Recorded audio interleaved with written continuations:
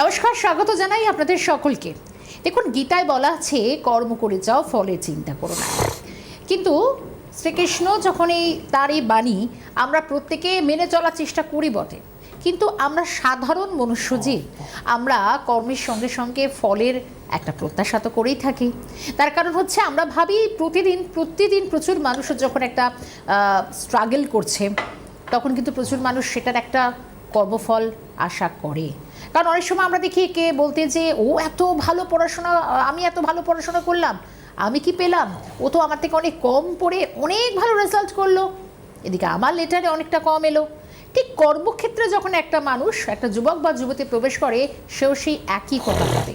দিনের পর দিন, বছরের পর বছর অন্তত সে কর্মজগতে রয়েছে, কিন্তু তার আশানুরূপ ফল হয় না।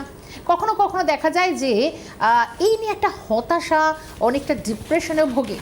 কিন্তু আমরা জানি যে এই যে 12টা মাস, একটা গোটা বছর, 365টা দিন, হাজার হাজার সেকেন্ড, লাখো লাখো সেকেন্ড, এর একটা হিসেব। আর এই একটা গোটা যে মহাকাশে, বিশেষ করে এই গ্রহ বা মহাজাগতিক যে আমাদের ব্রহ্মাণ্ড, এই মহাজাগতিক ব্রহ্মাণ্ডে সারাদিন এমন কিছু প্রতিদিন ঘটছে, এবং এই গ্রহের ফল, গ্রহের এই নিরিখে আমরা প্রত্যেকে এক সুতোয় বাঁধা। আমরা যেমন কর্ম করব সেই অনুযায়ী ফল আমাদের পেতেই হবে। এ নিয়ে আমরা দীর্ঘ আলোচনা করেছি। আজকে আরও একবার সৌভাগ্যের দিশার এই অনুষ্ঠানে আমরা অবশ্যই একটু আলোচনা করব যে কর্ম অনুযায়ী তার কী কী ফল, সেটা গ্রহের নিরিখে কতটা কাজ করে। যদি আপনারা ইন্টারেস্টেড হন, অবশ্যই আজকে আমাদের আলোচনায় থাকুন। আর আমার সঙ্গে রয়েছেন শ্রী দেব আচার্যদা, আমাদের সঙ্গে প্রতিদিন থাকেন, এবং তার থেকে ভালো আমার মনে হয় এত সুন্দর একটা ব্যাখ্যা কেউ দিতে পারবে না। তার থেকেই জানবো যে তিনি কীভাবে ব্যাখ্যা দিচ্ছেন। দেবদা, প্রথমে তো হচ্ছে যে স্বাগত জানাই, কিন্তু বিষয়টা হচ্ছে যে আমরা তো এর আগেও আলোচনা করলাম, আর তার আগে বলি যে আজকে দিনটা কিন্তু খুব বিশেষ, কারণ আজকে গুরু পূর্ণিমা। একদম।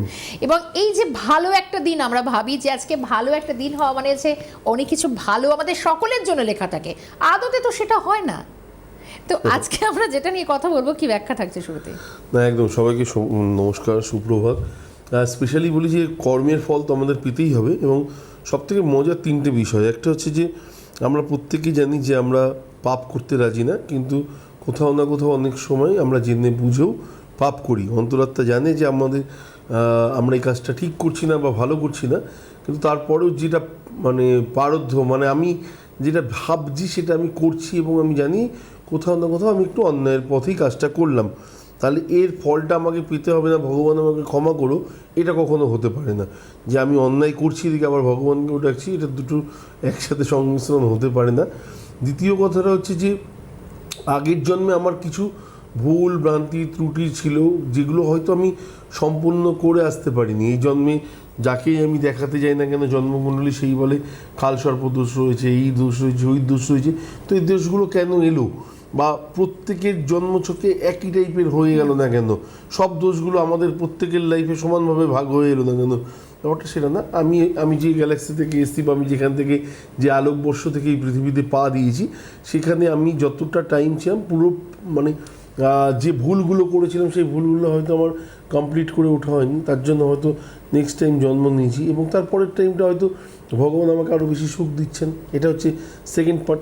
থার্ড পার্ট হচ্ছে আমি বারবার করে একটাই কথা বলি যে স্বয়ং শ্রীকৃষ্ণ, উনি দুটো জিনিসকে যদি আমরা ভাগ করে দেখি, তাহলে আমার মনে হয় যে আমাদের লাইফে এখানে খানিকটা বোঝার মতো জায়গা এসে যাবেন। উনি বলেছেন, তুমি আমাকে নিজেকে সমর্পণ করে দাও, দেখবে তুমি হাজার চেষ্টা করে ভুল করতে পারবে না। আর যতক্ষণ না পর্যন্ত তুমি নিজেকে যদি সবসময় ভাবতে থাকো যে আমি শ্রেষ্ঠ, আমি সব কিছু করেছি, অহংবোধ, অধ্যত্ববোধ যতক্ষণ তোমার মধ্যে থাকবে, ততক্ষণ তুমি কন্টিনিউয়াসলি ভুলই করবে, এবং যে ভুলগুলো হয়তো ক্ষমা নেই, মানে বা হয়তো তুমি কমপ্লিট করে যেতে পারবে না, নেক্সট টাইম তোমাকে আরেকবার আসতেই হবে। তো এটা গেল প্রথম শ্রীকৃষ্ণের কথা অনুযায়ী একটা জায়গা। দ্বিতীয় কথা হচ্ছে যে আমরা বলি না যে শ্রীকৃষ্ণের মানে মা অনেক সময়, মানে আমরা এই জিনিসটার আলোচনার পরিপ্রেক্ষিতে অনেকবার আলোচনা করেছি, আজকে আরেকবার করছি, যে যখন 14 বছর পর কারাগার থেকে কৃষ্ণ মা বাবাকে রক্ষা করলেন, তখন মা কেঁদে বললেন, তুমি তো প্রভু ছিলে, তুমি তো ঈশ্বর, তুমি দেবতা, তো তুমি তোমার মামাকে আরও আগে মেরে আমাদেরকে এখান থেকে বের করলে না কেন? তুমি পুতনাকে বধ করেছো, কালিয়া নাগ দমন করেছো, মানে বহু কাজ তুমি করেছো, তাহলে এই কাজটা তুমি আগে করলে না কেন? আমাকে 14 বছর কেন এই কারাগারে থাকতে হলো? আর তোমার বাবাকেই বা 14 বছর কারাগারে কেন থাকতে হলো? তো বললো, মা তুমি ভুলে গেছো আগের জন্মে তুমি কৈকেয়ী ছিলে, বিনা কারণে রামচন্দ্রকে 14 বছরের জন্য বনবাসে পাঠিয়েছিলে। এটা একদম জানা ছিল না, অদ্ভুত। হ্যাঁ, তো তোমার তোমার যে পাপটা ছিল এই 14 বছরে বিনা কারণে রামচন্দ্রকে পাপে মানে বনে পাঠানোর যে পাপ, সেটা তো তোমার প্রারব্ধ ছিল না, তো তোমাকে তো এই জন্মে সেটাকে ভোগ করতেই হতো। তো তার নিরিখে তোমাকে এই 14 বছর কাটাতে হলো। তাহলে বাবা কোথায় ভুল করেছিল? বাবা প্রতিবাদ করেনি। বাবা যদি প্রতিবাদ করতো, বাবা যদি অন্যায়টার সামান্য প্রতিবাদও করতো, বাবাকে হয়তো 14 বছর এই কারাগারের মধ্যে, কংসের কারাগারে থাকতো না।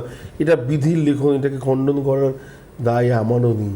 তো এটা হচ্ছে সবথেকে সহজ কথা। এবং আমার মনে হয় যে যারা ঈশ্বরে ভীষণ বিশ্বাসী, যারা মনে করেন সব কিছু তার প্রভুর দ্বারাই পৃথিবীতে সম্ভব হচ্ছে, এবং বিন্দুমাত্র মানে আমি যদি নিঃশ্বাসটা নিয়ে হয়তো তারই লাস্ট নিঃশ্বাস বা হোক, বা আমার যে কন্টিনিউয়াসলি নিঃশ্বাস চলছে সেটা টোটালটাই তার প্রভুর দেওয়া দান, তাহলে আমার মনে হয় সেক্ষেত্রে বিচার বিবেচনা দেখার ভঙ্গিমা টোটালটাই আলাদা হয়ে যায়।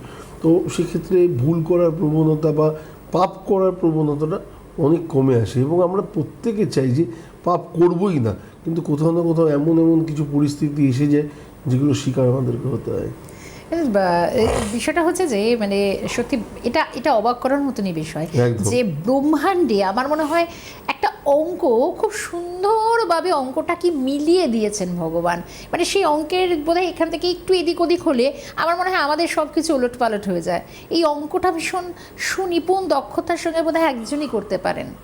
তা করতে পারেন না, করে চলেছেন, হবি নিয়ে তো করে চলেছেন। এবং আমার মনে হয় যে এটাই আমাদের লাইফ। আমরা যত ভাবি না যে মানে খুব ভালো ছেলে, পড়াশোনায় খুব ভালো, কিন্তু তারপরে ঘরে বসে আসছে, খুব সুন্দরী মেয়ে, অনেক জ্ঞান আছে, সমস্ত কিছু আছে, কিন্তু তা সত্ত্বেও দেখা গেল যে বিয়ে হচ্ছে না।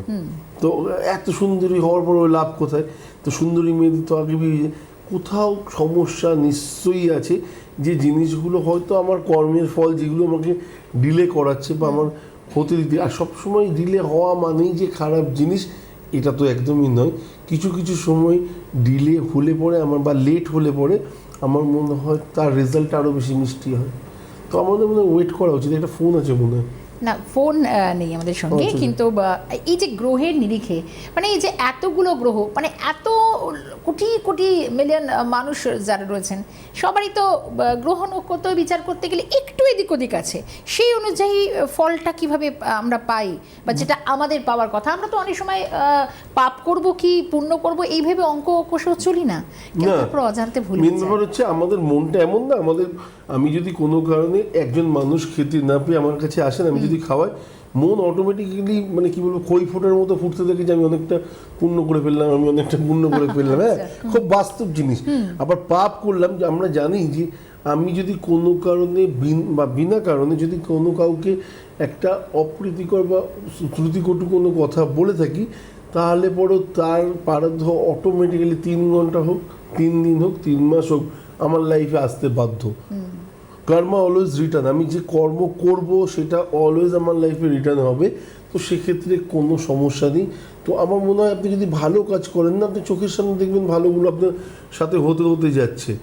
তো স্পেশালি 7.5 নিয়ে অনেকে ভাবেন যে আমার লাইফে 7.5 আসতে কী হবে, আবার কেউ কেউ বলে আসুক না, আসবে চলে যাবে, আমি তো আমার মতোই চলছি, কী আছে, কী প্রবলেম আছে, আমি তো কোনো পাপও করছি না, কোনো অন্যায়ও করছি না। কিন্তু গ্রহের এই নিরিখ মানে যেভাবে গ্রহের এই ট্রানজিট, মানে আমরা জানি কিছুদিন অন্তর অন্তর যেভাবে গ্রহের পরিবর্তন হয়, গ্রহের গোচর হয়, আগে হতো এখনো হচ্ছে। হ্যাঁ, সিম্পল ব্যাপার। তো আমরা তো এই সার্কেল থেকে বেরোতে পারি না, এর মধ্যে আমাদের জীবন একদম এর মধ্যেই থাকতে হবে। এবং এখান থেকে আপনি যদি হাজার চেষ্টাও করেন, ধরুন আপনার ইচ্ছে নেই পাপ করেন, কিন্তু যদি তারপরেও কোনো কারণে আপনার লাইফে পাপের একটা টুকরো লাইফে এসে যায়, তাহলে সেক্ষেত্রে আমার মনে হয় আপনি ঈশ্বরকে আপনি চিন্তা ভাবনার মধ্যে রেখেছেন বলে হয়তো সেটা হয়তো সমসাময়িক একদম কম এসছে, কিন্তু আর একটু বেশি পরিমাণে বা একটু ঘনিষ্ঠতা বাড়ালে পরে ঈশ্বরের সাথে, সেক্ষেত্রে আমার মনে হয় যে সামান্য একটুখানি প্রবলেম যেটা আপনাকে বিধছে, কোথাও না কোথাও মনে হচ্ছে প্রতিটা সময় আপনি আটকে যাচ্ছেন, বা আপনার হওয়া জিনিসগুলো কোথাও না কোথাও কি সমস্যা তৈরি করছে, সেই জায়গাগুলো থেকে আমার মনে হয় বেরোতে পারেন। সবার মানে শেষ মুখে প্রায় আমি আজকে একটু লেটেই এসেছি, তো সেই জায়গা থেকে আমার মনে হয় যে একদম শর্টে বলি, যেটা হচ্ছে যে সামনের অমাবস্যাটা অবশ্যই শ্রাবণের অমাবস্যা হচ্ছে, সেটাকে কাজে লাগানোর চেষ্টা করবেন। আগের অমাবস্যাটাকেও বলেছিলাম, কারণ হচ্ছে লাস্ট মানে এর পরের যে 3 নম্বর অমাবস্যাটা আমাদের হিসেবে থাকে সেটা হয় যে কৌশিকী অমাবস্যা, এবং কৌশিকী অমাবস্যাটা সেপ্টেম্বর মাসে।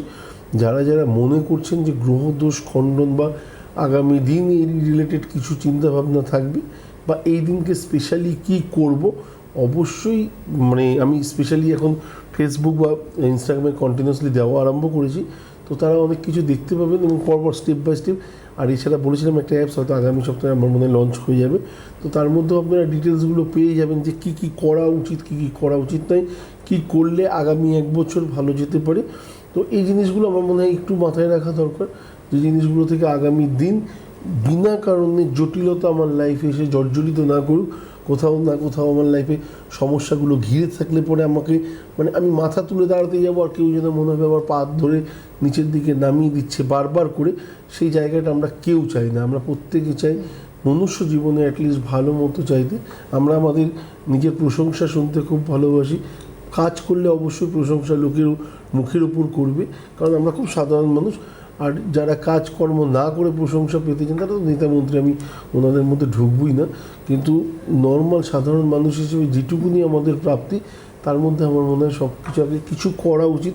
দেখবেন যেগুলো রিটার্ন অটোমেটিক্যালি আসছে। আপনার খারাপটা যদি আপনার মুখের উপর কেউ বলতেও না পারে, কিন্তু ভালো কি করে আর একটু করতে পারবেন, দেখবেন কেউ না কেউ ইন্ডিকেট আপনাকে করেই দিচ্ছে লাইফে। জায়গাটাও সেই মানুষটাকে একদম লাস্ট একটা কথা আমি বলি, যেটা আজকে গুরু পূর্ণিমা একটা মেসেজ অবশ্যই না, গুরু পূর্ণিমা অবশ্যই নিজের মন থেকে, হ্যাঁ নিজের মন থেকে আপনার যিনি প্রারাধ্য আছেন তাকে ডাকুন, এবং আমার মনে হয় যেটা আমার লাইফে পাওয়া দরকার, যেটা আমার লাইফে হওয়া উচিত প্রভু, বা যেটা তুমি ঠিক মনে করছো সেদিকে নিয়ে চলো আজকের পর থেকে, জাস্ট এইটুকুনি জানান। দেখুন অটোমেটিক্যালি গুরু আপনার কথা শুনতে বাধ্য। একদম সময়টা ফুরিয়ে গেল, অনেক ধন্যবাদ জানাবো, কিন্তু আমরা আগামীতেও আরও আলোচনা করব।